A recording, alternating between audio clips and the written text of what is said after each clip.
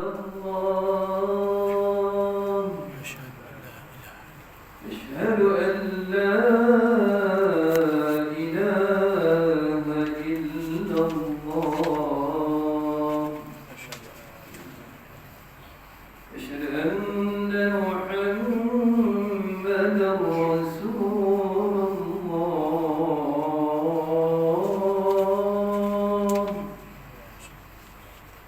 أشهد أن محمدا رسول الله حي على الصلاة حي على الصلاة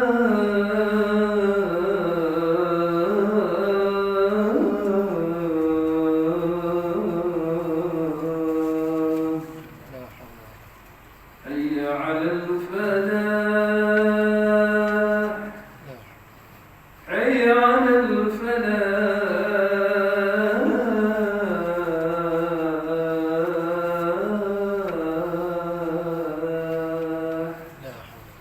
الله أكبر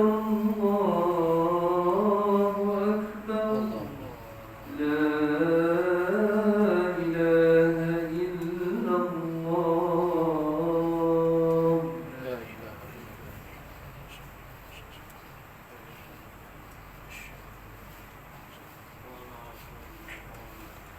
Bismillahirrahmanirrahim. Allah sekalian, mari sama-sama kita berdiri di mana khotib Allah. Pada sore kesempatan kita menghilangkan pahala Jumat sebagaimana sabda Nabi sallallahu alaihi wasallam, "Idza'akum syai'un min al-jum'ah muslimun yaqul Allah wa Bukhari wa Muslim hadis radhiyallahu anhu."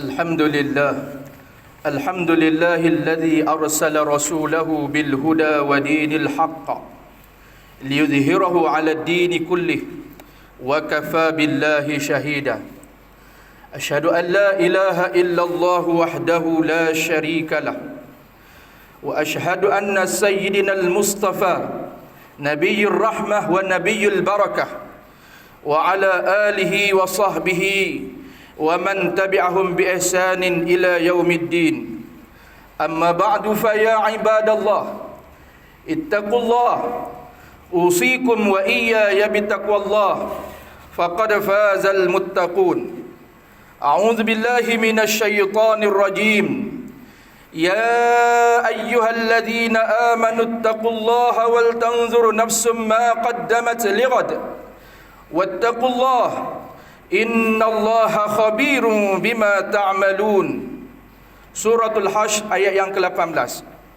Sidang jemaah yang berbahagia, pertamanya khatib berpesan kepada sidang hadirin, terutama yang sedang membaca khutbah ini, iaitu khatib, supaya tidak melupakan Allah Subhanahu wa ta'ala di atas apa jua tindak laku yang khatib dan sidang hadirin lakukan.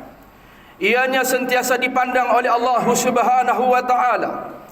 Malah CCTV Allah Subhanahu wa ta'ala tidak boleh dirupakan dengan makhluk lain, iaitu malaikat raqib dan atid sentiasa menulis apa yang kita lakukan di atas dunia. Maka hendaklah kita bersifat takwa di atas apa jua benda yang kita lakukan di atas dunia ini. Tidak ada kualiti dan tidak ada pembalasan bagi amalan-amalan yang tidak dilakukan bersifat takwa.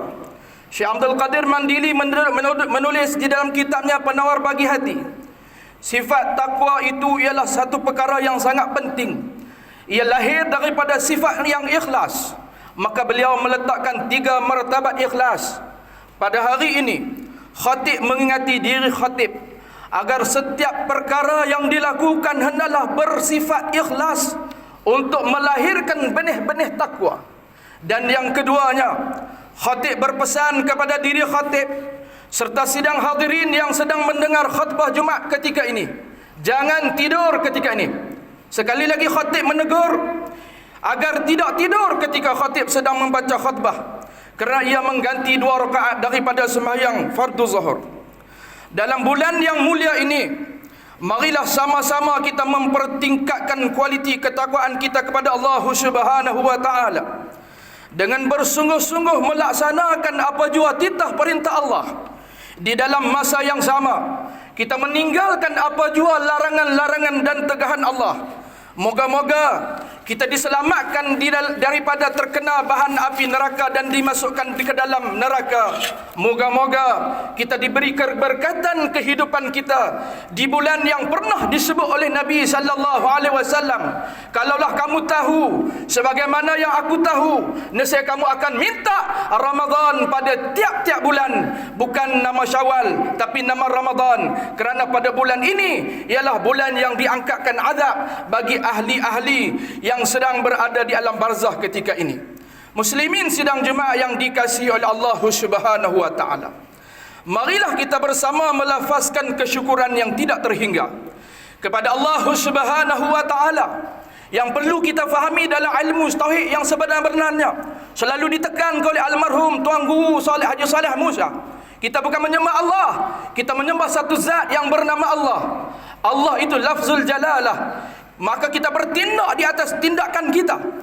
Tanda syukurnya kita ialah dengan melaksanakan apa jua yang telah disuruh Allah, yang mana Allah Subhanahu wa taala masih mengizinkan kita untuk menghirup udara Ramadan, dapat hidup sehingga ke saat ini. Doa kita selama ini, 2 bulan bermula dengan bulan Rejab dan diakhir dengan bulan Sya'ban, alhamdulillah telah dikabulkan oleh Allah Subhanahu wa taala sebagaimana yang kita sebut, Allahumma barik lana fi Rajab wa Sya'ban wa ballighna Ramadan. Maka Allah Subhanahu wa taala menganugerahkan Ramadan kepada kita. Justru marilah simak sama-sama kita menghayati hadis daripada Abu Hurairah radhiyallahu anhu bahwa Nabi sallallahu alaihi wasallam bersabda, sesiapa yang berpuasa di bulan Ramadan kerana iman dan ketaatan kepada Allah Subhanahu wa taala serta ia mengharapkan keredaannya, akan diampunkan semua dosanya yang telah lalu. Hadis ini boleh dirojak dalam Sahih Bukhari dan Muslim. Kata Nabi sallallahu alaihi wasallam, "Man qama Ramadana, man shama Ramadana, man shama Ramadana imanan wa ihtisaban, ghufira lahu ma taqaddama min zambi." Berdasarkan hadis ini, Nabi sallallahu alaihi wasallam menjelaskan bahawa orang yang berpuasa di bulan Ramadan dengan penuh keikhlasan serta mengharapkan keredaan daripada Allah Subhanahu wa taala, nescaya akan diampunkan segala dosa-dosa kecilnya. Keampunan dosa adalah anugerah yang amat bernilai yang semua kita harapkan. Idza jaa Ramadan futihat abwabul jannah wa ghulqat abwabun nar wa suddifatis syayatin. Daripada Abu Hurairah juga, kata Abu Hurairah radhiyallahu anhu, bahawa Nabi sallallahu alaihi wasallam bersabda, apabila sampai saja bulan Ramadan, pintu-pintu syurga semua dibuka, rahmat Allah Ta'ala turun mencurah-curah, pintu neraka pula ditutup, pengampunan yang sangat hebat dilakukan dan Allah Ta'ala menerima di bulan Ramadan Al-Mubarak serta diikat, yakni dibelenggu para syaitan. Imam An-Nawawi di dalam kitab Riyadhus Salihin telah menghuraikan hadis di atas sebagai berikut. Antaranya kata Imam Nawawi, Ramadan merupakan bulan yang banyak kelebihan dan keistimewaan, terutamanya bagi orang yang melaksanakan ibadah puasa. Selain itu, keistimewaan lain kata Imam Nawawi, ianya merupakan bulan yang Allah Subhanahu wa taala menurunkan satu malam yang disebut oleh para ulama. Mereka menyebut malam itu ialah malam Lailatul Qadar. Tanazzalul malaikatu war-ruhu fiha. Para malaikat berserta ketuanya iaitu Jibril turun dan Jibril memerintah anak-anak buahnya supaya pergi ke rumah-rumah orang yang melaksanakan qiyam di tengah malam. Maka para malaikat melihat siapakah yang bangun di tengah malam.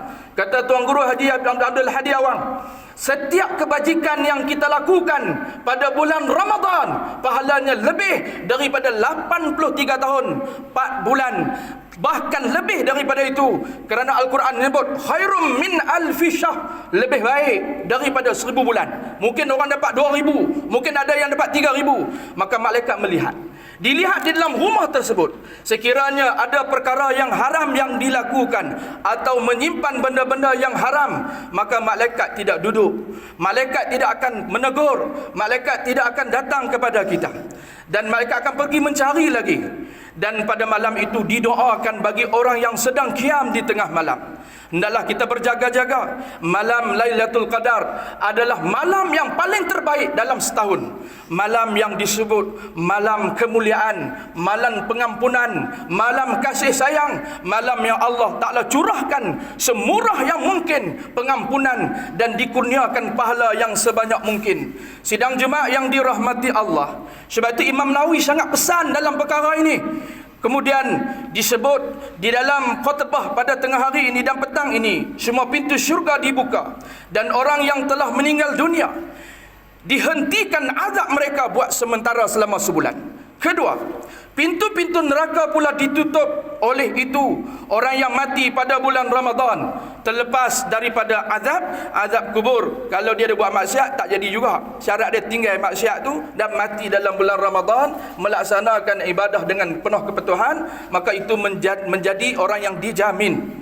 Pada bulan Ramadan juga dirantai serta dibelenggu syaitan dan iblis daripada mengganggu dan menggoda orang yang berpuasa. Justru itu, digalakkan orang yang berpuasa agar berlumba-lumba membuat kebajikan dan kebaikan. Sedekahnya, baca Qurannya, sembahyang sunatnya, bersilaturahimnya, hubungkan kasih sayang, tidak menghina orang, tidak mengata pada orang, menjaga lidah, menjaga telinga, menjaga mata, menjaga kaki, segala anggota tujuh hendaklah dilakukan ke arah kebaikan semata-mata, kerana setiap kebaikan akan diberi ganjaran pahala dan yang berganda-ganda. Muslimin, sidang jemaat yang dikasihi Allah, bangkit daripada tidur.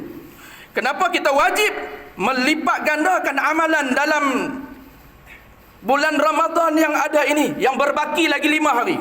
Jawapannya cukup jelas sebagaimana tajuk khutbah hari ini, iaitu andainya ini Ramadan terakhir yang dianugerahkan oleh Allah Subhanahu wa taala kepada kita semua. Kita tidak dapat pasti apakah kita masih lagi berpeluang untuk memasuki Ramadan pada tahun hadapan. Namun kita perlu bersikap bersedia dan bersangka baik dengan Allah Subhanahu wa taala. Kita perlu berdoa dan terus berdoa sepanjang bulan Ramadan yang berbaki lagi 5 hari ini. Ya Allah, Ya Rahman, Ya Rahim, janganlah Engkau jadikan Ramadan kali ini sebagai Ramadan yang terakhir. Ya Allah, Ya Tuhan yang Maha Penyayang, Engkau tambahkanlah iman di dalam hati kami. Engkau bagilah kami semangat dalam bulan Ramadan ini untuk melakukan apa jua titah perintah yang Engkau suruh, sama ada perintah itu wajib ataupun perintah itu sunat. Tetapi sekiranya Engkau takdirkan Ramadan kali ini adalah Ramadan yang terakhir buat kami, maka Engkau jadikanlah puasa kami sebagai puasa yang Engkau rahmati. Kau anugerahkanlah kami Ramadan kali ini Ramadan yang paling bererti, penuh dengan cahaya keimanan yang mampu menerangi kegelapan hati dan kegelapan lubang kubur kami kelak. Dengan kasih sayang-Mu ya Allah, ya Allah, Engkau jadikanlah Ramadan kali ini sebagai penghapus segala dosa kami. Ya Allah, Engkau rezekikan kami untuk bertemu dengan Lailatul Qadar. Engkau pilihlah kami sebagai hamba-Mu yang diberikan peluang untuk beramal pada malam Al-Qadar. Ya Allah, Engkau terimalah segala amalan kami. Ya Allah, Engkau terimalah segala taubat kami. Ya Allah, Engkau ampunkanlah segala dosa kami. Ya Allah, Engkau berilah kehidupan kami di atas dunia ini kehidupan yang barakah. Apa makna barakah? Ziyadatul khair, bertambah baik. Maka dengan keberkatan itu akan menghasilkan kehidupan yang jauh lebih hebat di akhirat kelak, iaitu kehidupan yang betul-betul orang yang berjaya ialah orang yang dimasukkan ke dalam surga. Faman zuhziha 'anil nar wa udkhilal jannata faqad faz wa mal hayatud dunya illa mata'ul ghurur minha khalaqnakum wa fiha nu'idukum wa minha nukhrijukum taratan ukhra. Daripada tanah kamu dijadikan, kepada tanah kamu diciptakan, kepada tanah kamu dikembalikan, dan sebenar-benar kejayaan ialah orang yang dilepaskan daripada neraka, tidak melakukan maksiat di atas dunia. Jikalau melakukannya dengan sebab tidak sengaja, lantas minta ampun kepada Allah, maka Allah berikan satu garanti, zuhziha 'anil nar wa udkhilal jannata faqad faz. Maka sesungguhnya orang itu ialah orang yang berjaya, dapat masuk ke dalam surga. Maka teruskan dengan puasa Ramadan ini dan sambung lagi dengan puasa sunat. Maka ada satu anugerah untuk orang yang berpuasa sahaja, iaitu melaksanakan Ramadan dengan penuh semangat, dengan penuh mengharapkan pengampunan Allah dan rahmatnya, lalu melaksanakan ibadah sunat, iaitulah satu pintu di dalam syurga yang dinamakan ia Babur Rayyan. Ya Allah, Engkau kurniakanlah kepada kami syurga yang amat luas nikmatnya. Amin ya rabbal alamin. Muslimin sidang Jumaat yang berbahagia, kita baru sahaja melalui 17 Ramadan 1442, iaitu peristiwa teragung dan paling istimewa dalam sejarah Islam dan sejarah umatnya. Pada malam tersebut diturunkan Al-Quran, disebut nuzul Quran.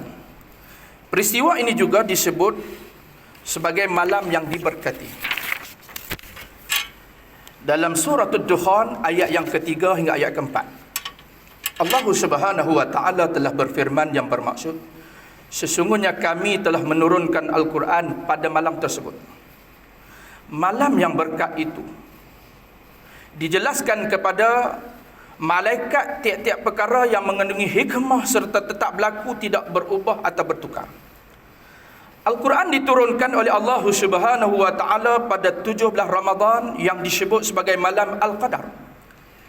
Diturunkan Al-Quran dari Luh Mahfuz ke Baitul Izzah di langit dunia sekaligus, iaitu 30 juzuk, dan secara beransur-ansur mengikut suasana dan keperluan kepada Nabi sallallahu alaihi wasallam untuk melihat sesuatu perkara yang berlaku. Maka Nabi akan melakukan atau bercakap atau berkata menurut wahyu yang diturunkan Allah kepada baginda. Wa ma yantiqu 'anil hawa in huwa illa wahyu yuha. If you say you love your God, you must follow Prophet Muhammad, because Islam is the good religion and Muhammad SAW is a good man. Maka Nabi SAW tidak bertutur kecuali apa yang telah diwahyukan kepada baginda. Turunnya Al-Quran bukan sekadar untuk dibaca semata-mata, walaupun membacanya merupakan ibadah. Al-Quran lebih daripada itu lagi. Bukan sekadar membaca, bukan sekadar bertadarus, bukan sekadar bertadabbur. Al-Quran makhluk Allah yang hebat, yang bila diciumnya mendapat pahala. 3 benda yang dicium mendapat pahala. Pertama ialah mencium Al-Quran. Kedua, mencium Hajarul Aswad. Yang ketiga, mencium suami atau isteri yang halal. Kata ulama, ada satu lagi, iaitulah mencium ibu dan ayah kita. Majoriti ulama tafsir menyebut 3. Tapi bila kita mengaji lagi banyak, kita akan jumpa banyak pahala yang dibuat. Sebab orang tanya kita, apakah sunat membaca bismillah ketika baca khatbah? Nak ambil tauliah dari Pulau Pinang kan, nak ambil tauliah Kedah kan, nak jadi juru takmir kan, nak jadi tok imam, apakah sunat? Kita pergi jawab sunat. Maka dia pangkah wai dia. Ni kira pan lambat siang nak baca khutbah. Dia ada benda hak sunat, ada benda tak sunat. Kalau seorang baca bismillah boleh? Haram dia dah yang tu pergi. Pasal apa? Buat benda yang Allah Taala murka. Kan? Dah murka, dah buat dah. Buat lagi satu benda hak Allah Taala murka. 2 kali kemurkaan Allah ada kat situ. Maka oleh itu dia kata di sini, satu perkara yang kita buat, yang kita kenal, iaitu Al-Quran bukan sekadar dibaca. Al-Quran adalah buku panduan yang menguasai segala kehidupan dunia dan kejayaan akhirat. Al-Quran di dalamnya ada ilmu sains, ada ilmu fizik, ada ilmu bio, ada ilmu kimia. Al-Quran mesti dibaca dan difahami oleh ahlinya. Orang baca Quran jadi tok imam, sambung macam mana? Mesti guru dia orang yang memang ada sanad Al-Quran. Bismillahirrahmanirrahim. Alhamdulillahirabbil alamin arrahmanir rahim maliki yaumiddin iyyaka na'budu wa iyyaka nasta'in. Waqaf di situ. Ihdinas siratal mustaqim siratal ladzina an'amta 'alaihim ghairil maghdubi 'alaihim waladdallin. Amin. Jangan sambung ikut suka. Semuanya ada kaedah dia, ada cara dia. Maka ini disebut sebagai Al-Quran, bukan buku biasa. Kalau nak baca dengan tertil, baca dengan tertil. Warattilil Qur'ana tartila. Bacalah Quran dengan tertil. Bismillahirrahmanirrahim. Alhamdulillahirabbil alamin. Kalamul mu'jaz, kalam yang penuh mukjizat yang didatangkan kepada Nabi sallallahu alaihi wasallam. Dan dicerita tentang ilmu sains dan ilmu falak, menceritakan bagaimana satu perkara akan berlaku dengan satu perkara yang berlaku hingga hari kiamat. Itulah yang dinamakan Al-Quran. Sidang Jumaat yang berbahagia, mimbar ingin mengingatkan umat Islam sekalian, marilah sama-sama kita tengok balik Quran yang kita baca, yang kita tadabbur, yang kita tadarus. Hendaklah kita belajar Al-Quran. Jangan malu. Kata Datuk Rosyamno, aku tidak malu untuk membuka kelas-kelas Al-Quran. Kerana dulu aku ketika matinya ayahku, aku tidak boleh membaca Al-Quran. Lalu setelah aku belajar dengan guru-guru yang ada sanad dan menghafal Quran, lalu aku boleh membacanya. Lalu aku membuka kelas Al-Quran secara percuma agar pahala aku bersedekah itu, membayar gaji kepada guru secara percuma itu, memberi orang belajar dalam keadaan selesa itu, dihadiahkan kepada ayah aku yang telah kembali ke rahmatullah. Itu kata Datuk Rosyamno. Itu sebab Al-Quran satu benda yang luar biasa. Siapa yang ada Al-Quran pada dirinya, bulan Ramadan dia sangat berharga. Harganya sangat bernilai. Kerana Al-Quran boleh bukan dinilai dengan mata kaca dunia. Al-Quran adalah satu benda mahkota yang Allah Ta'ala anugerahkan pada satu orang, bukan pada semua orang. Sidang Jumaat yang berbahagia, mimbar ingin mengingatkan umat Islam sekalian tentang kewajipan membayar zakat, terutama sekali dalam negeri Kedah Darul Aman. Orang yang cari rezeki dalam negeri Kedah, sila bayar zakat dalam negeri Kedah. Orang yang cari rezeki dalam negeri Pulau Pinang, sila bayar zakat dalam negeri Pulau Pinang. Orang yang cari rezeki dalam negeri Sarawak, sila bayar zakat dalam negeri Sarawak.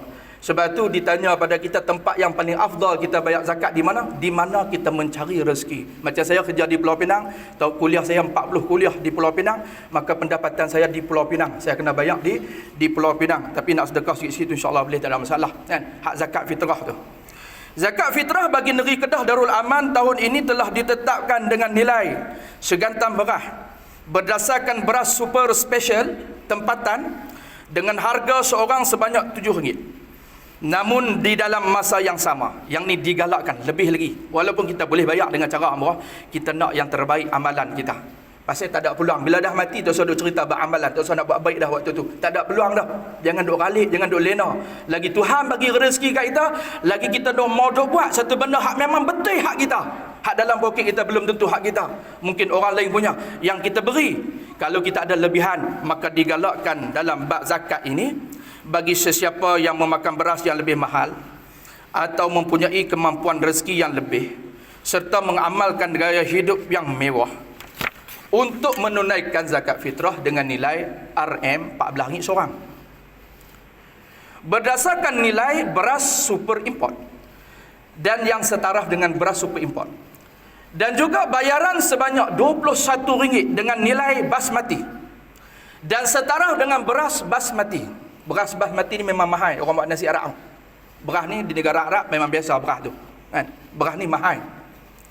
Maka kita bayar satu orang RM21 dengan syarat, dengan sebab kita Allah bagi rezeki luas. Tapi Allah Ta'ala tak beri rezeki kita tak luas, kita ambil RM7 tak apa, tak ada masalah. Cuma kebaikan ni mesti berlumba-lumba. Bayaran secara lebihan mengikut gandaan ini adalah galakan secara sukarela tanpa sebarang paksaan bagi yang berkemampuan. Jadi kalau kita tak mampu, kita penerima zakat. Kalau kita mampu, jangan buat cara macam orang tak mampu. Bayarlah zakat.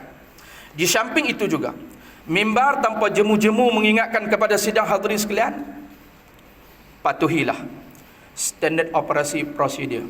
Orang cakap ramai tapi dia bukan ahli. Cakap Bashir Ham bukan mufti. Cakap bab Usuluddin Ham ada kuliah Syekh Usuluddin. Cakap macam-macam bab SOP ni. Tapi inilah hakikatnya. Buka Facebook, buka YouTube, tengok jawapan Mufti Kelantan mengenai sembahyang jarak, mengenai sembahyang pakai pelitup muka. Buka yang dia. Dia siapa?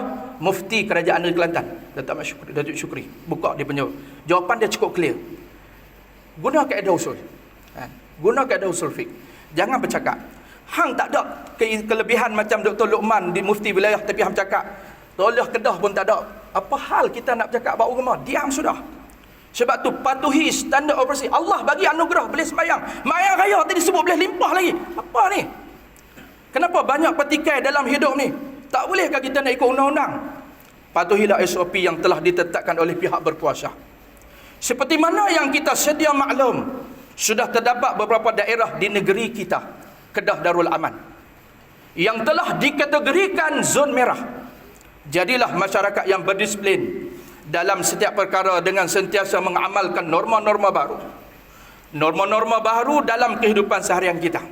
Mudah-mudahan dengan kepatuhan ini Allah Ta'ala memberkatinya, maka COVID-19 ini pun tidak ada. Sekiranya dia ada pun tidak menjadi masalah bagi orang beriman itu, kerana setiap ujian itu berpahala. Apabila disyukuri, maka ditambah lagi nikmat. Di dalam ujian ada nikmat, di dalam ujian ada hikmah. A'udzubillahi minasyaitonirrajim. Allah Subhanahu wa taala berfirman di dalam suratul Baqarah ayat yang 185. A'udzubillahi minasyaitonirrajim. Syahrul Ramadan alladzi unzila fihi al-Qur'an hudan lin-nasi wa bayyinatin minal huda wal furqan. Faman syahida minkum asy-syahra falyasum wa man kana maridan aw ala safarin fa'iddatun min ayyamin ukhra. Yuridullahu bikumul yusra wa la yuridu bikumul usra wa litukmilul 'iddata wa litukabbirullaha 'ala ma hadakum wa la'allakum tashkurun. Barakallahu li wa lakum bil Qur'anil 'azim wa nafa'ani wa iyyakum bima fihi minal ayati wa dzikril hakim wa taqabbala minni wa minkum tilawatahu innahu huwas samiul 'alim. Aqulu qawli hadza wa astaghfirullahal 'azim li wa lakum wa lisairil muslimin wal muslimat fastaghfiruhu innahu huwal ghafurur rahim.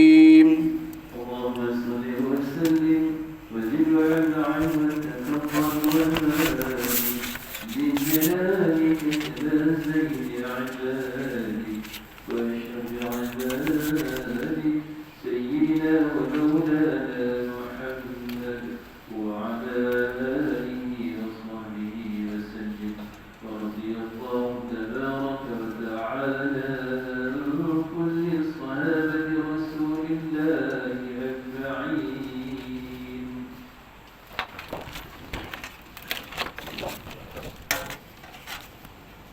الحمد لله حمدا كثيرا كما أمر.